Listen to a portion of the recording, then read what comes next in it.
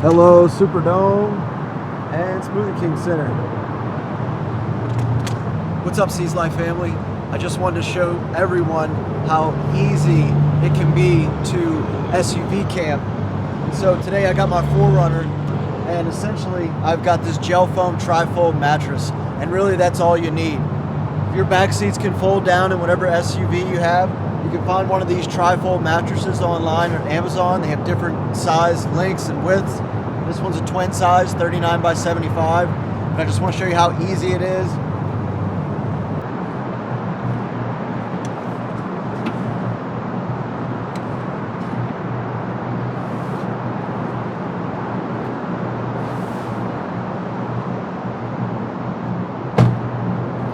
So as you can see, pretty quick process. Essentially finding a safe, secluded place, and once you have your mattress, that's all there is to it.